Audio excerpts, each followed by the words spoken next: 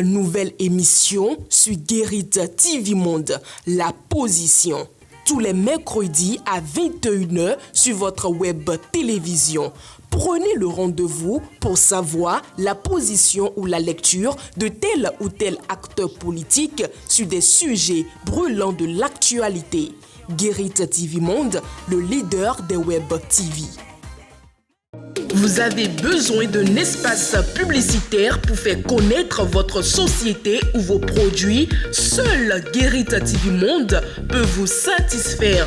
Pour tout renseignement, contactez le 00229 91 19 10 10. Guérit TV Monde, le leader des web TV.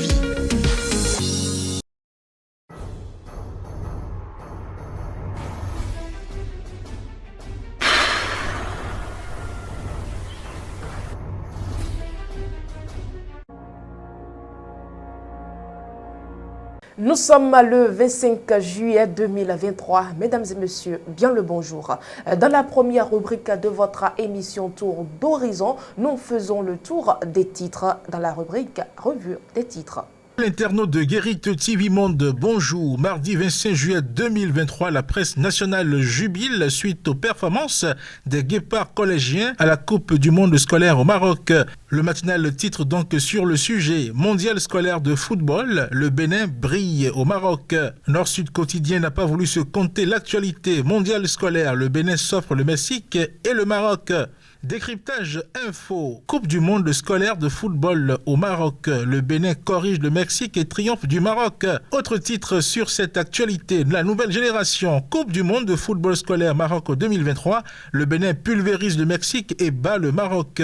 Et au quotidien Fraternité de titrer, 2 victoires du Bénin en Coupe du monde scolaire 2023. La relève des guépards en bonne marche.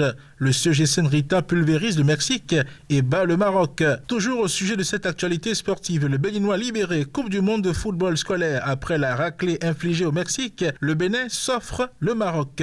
Autre sujet abordé par les canards ce jour, le Béninois libéré, toujours insécurité dans le septentrion, une nouvelle attaque armée à Materi. Et puis enseignement supérieur, les concours d'accès aux écoles universitaires lancés. Avis aux investisseurs en ligne, décryptage info, investissement en ligne, perte de gains chez 70% des investisseurs africains en crypto-monnaie depuis avril 2021. Élection de la FNEP à l'université de Parakou. Le processus électoral suspendu jusqu'à nouvel ordre. Fidèle internaute de Guérit TV Monde, la revue des titres de ce jour, mardi 25 juillet 2023, prend ainsi fin.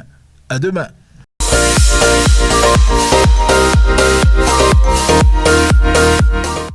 Risque d'électrocution à Rincondé, un quartier de la ville de Porto Novo. La présence d'un poste de transformation de la SB2E dans un milieu inondable est la cause de ce risque. Joseph Kiki, l'invité du jour, nous en parle. La cabine que vous avez à côté là, il paraît abrite les installations de la SBE et la cabine était haut perchée. Mais les eaux de ruissellement qui nous viennent ont commencé par, comment dit-on, déposer du sable, si bien qu'il y a sédimentation et la cabine se retrouve topographiquement plus basse aujourd'hui. Alors la fenêtre de la cabine, voyez, est pratiquement à même le sol. Et il suffira, je dis bien, il suffira qu'une pluie torrentielle s'ajoute à celle d'hier et celle d'aujourd'hui pour que l'eau rentre à l'intérieur. Et si jamais l'eau rentrait à l'intérieur, tout le quartier va être électrocuté.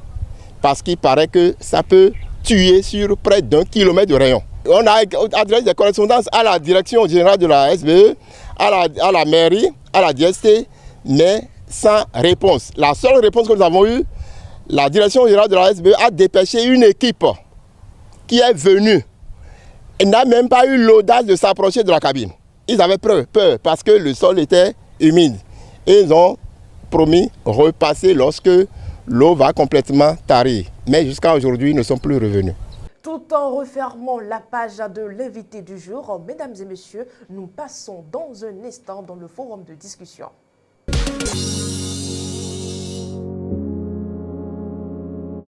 Charles Alban Daoui est déjà sur ce plateau pour le forum de discussion du 25 juillet 2023. Charles Alban Daoui, bonjour. Bonjour Latifat. Interdiction de l'exportation de la ferraille et des produits ferreux au Bénin. N'est-ce pas là une décision qui met en difficulté les acteurs de la filière? Absolument, c'est une décision qui les met en difficulté parce que voilà des gens qui, depuis des années, se sont organisés pour construire cette filière-là. Des gens qui ont fait un métier, un travail que d'aucuns ont considéré comme un sale métier parce que collecter de la ferraille rouillée, des produits ferreux ça et là dans nos villes et contrées du Bénin a toujours été considéré par nous-mêmes qui sommes béninois comme étant un travail de peu de valeur. Mais les gens se sont organisés et ont réussi quand même à structurer cette activité-là jusqu'à ce qu'elle devienne une filière, de sorte qu'il y a des collecteurs de ferraille, il y a des acheteurs, il y a des vendeurs, etc., etc. Et voilà des personnes qui ont fait un travail formidable sur le plan environnemental au Bénin, parce que oui, on ne voit pas souvent ce volet de la chose. Le fait de collecter ces ferrailles ça et là, c'est également un travail qui est bien pour l'environnement, c'est un travail qui permet d'enlever de l'environnement tous ces déchets-là. Voilà des personnes qui ont réussi à valoriser des déchets qui, entre-temps, étaient laissés dans l'environnement et qui étaient laissés là, tout simplement aller à libre. Donc aujourd'hui, ayant réussi à structurer la filière, je pense que l'État s'est rendu compte que oui, il y a quelque chose, il y a une mine ici à laquelle on peut s'intéresser, d'où les décisions qui ont été prises par le passé, à savoir par exemple la taxation de cette activité-là. Et aujourd'hui, l'État en vient à interdire donc l'exportation de ces déchets ferreux-là. Et c'est une décision qui bouscule toute la filière. Parce que oui, une filière qui fonctionnait sur la base d'une économie libérale, une économie de libre marché où les acteurs ont la possibilité d'acheter des biens, d'acheter de la ferraille et d'aller les vendre au plus offrant. Aujourd'hui, ils ne peuvent plus le faire. Et l'État, quelle réponse l'État apporte? L'État dit oui, il y a des sociétés qui sont là au Bénin qui sont chargées donc d'acheter cette ferraille-là chez ceux qui les collectent sur place. Et donc cette société-là, c'est elle qui désormais va exporter cette ferraille-là. Il faut dire que c'est une décision qui ne répond pas aux critères de l'économie libérale. Parce que dans une économie libérale, l'État ne peut pas imposer ce genre de choses comme ça. Puisque les acteurs qui sont dedans, c'est eux qui mettent de l'argent, c'est eux qui mettent leurs biens, c'est eux qui se démerdent pour collecter ça et là. L'État n'intervient en rien dans le processus, ce qui conduit jusqu'à l'exportation. Et donc, quand cette décision est prise comme ça, sans même, rassurez-vous, sans même faire asseoir les acteurs du système, sans les concerter, sans vraiment faire ça en harmonie avec eux, c'est un problème. Et je pense que oui, l'État, certes, a le droit de regarder un peu dans tout ce qui se fait sur le territoire du Bénin. C'est le droit de l'État que de vouloir élargir peut-être son assiette fiscale. C'est le droit de l'État de vouloir voir un peu ce qui se passe dans chaque filière, mais il ne faudrait pas que ce droit-là se transforme en décision prise comme ça et qui mette en difficulté les gens. Vous imaginez que depuis que cette décision a été prise, la filière est en difficulté.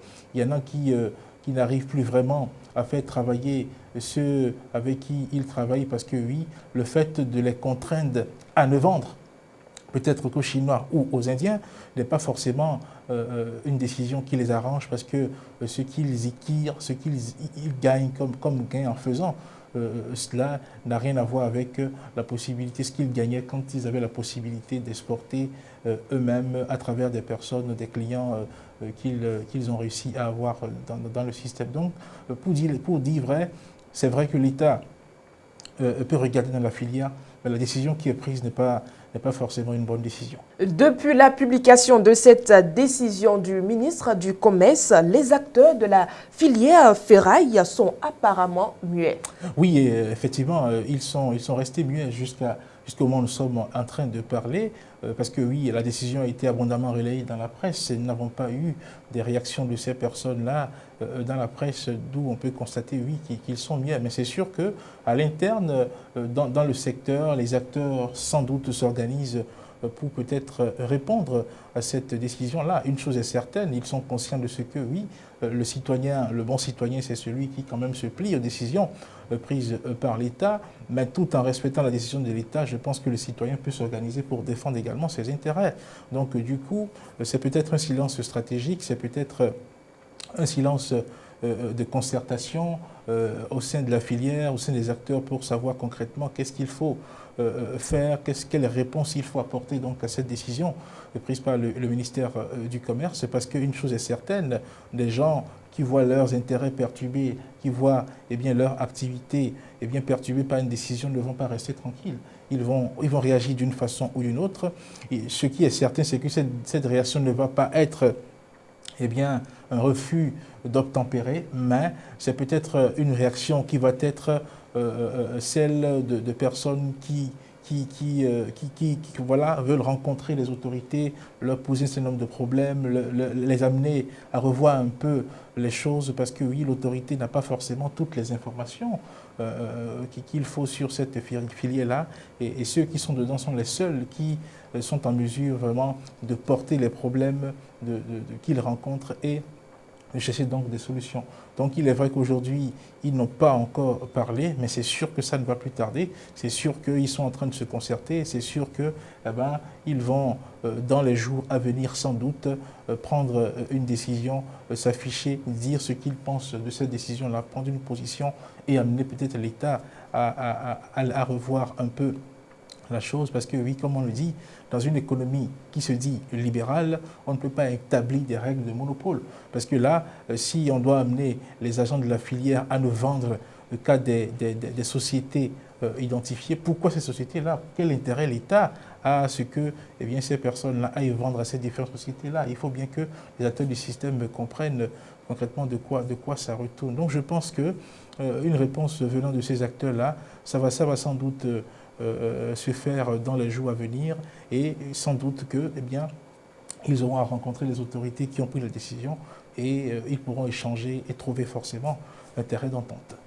Merci à vous, Charles Alban Daoui. Mesdames et messieurs, c'est la fin du forum de discussion du 25 juillet 2023. Tout de suite, la minute sportive.